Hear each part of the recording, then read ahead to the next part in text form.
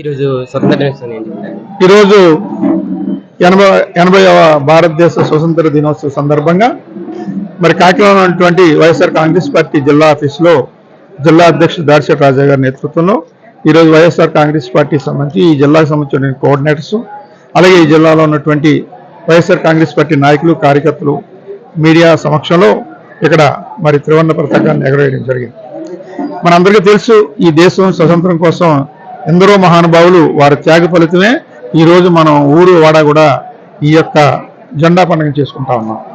మరి ఈ స్వతంత్ర దినోత్సవం అంటే భారతదేశంలో మొట్టమొదటి పండుగ. అది నిజంటే దేశ ప్రజలందరూ కూడా సుఖ సంతోషాలతో ఆయురారోగ్యాలతో మరి ముఖ్యంగా మనకి స్వతంత్రం తీసుకొచ్చినటువంటి మహనీయుల్ని తలుచుకునేటువంటి ఒక గొప్ప వేడిక ఇది.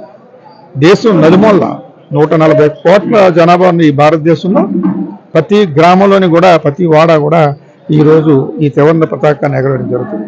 నిజంగా ఇది దేశం గర్వించదగ్గ రోజు ఇది. మరి ఆ రకంగా త్యాగదల్లు మహాత్మా గాంధీ గారి దగ్గర నుంచి మొదలుకొని జవహర్లాల్ నెహ్రూ గారు కానీ అంబేద్కర్ గారు కానీ మరి సర్దార్ వల్లభాయ్ పటేల్ గారు కానీ సుభాష్ చంద్రబోస్ గారు కానీ భగత్ సింగ్ గారు కానీ మరి ముఖ్యంగా మన ప్రాంతానికి సంబంధించినటువంటి అల్లూరి సీతారామరాజు గారు వీరందరి యొక్క స్ఫూర్తితో ఈ దేశానికి స్వతంత్రం వచ్చింది.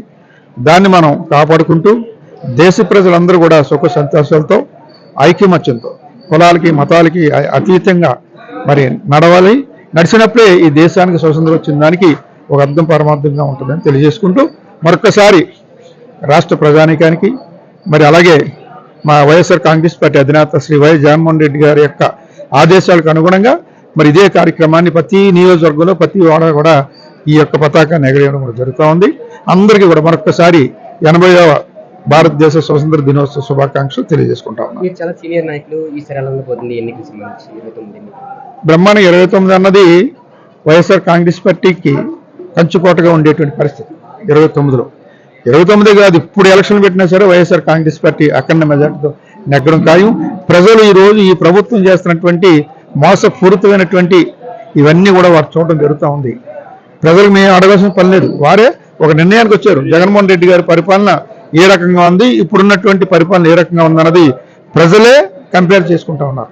మేము పార్టీ పరంగా మనం చెప్పకుండానే ప్రజలే ఒక కంక్లూజన్కి వచ్చారు.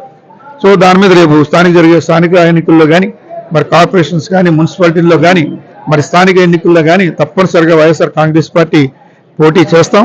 అలాగే అన్ని కూడా గెలుపొందుతాం. రేపు 29లో కూడా అదే స్ఫూర్తితో మరి అధికారంలో రాబోతాం. మరి రాష్ట్రానికి ముఖ్యమంత్రిగా రెండోసారి శ్రీ వైఎస్ జగన్మోహన్ రెడ్డి గారు అవడం ఖాయం.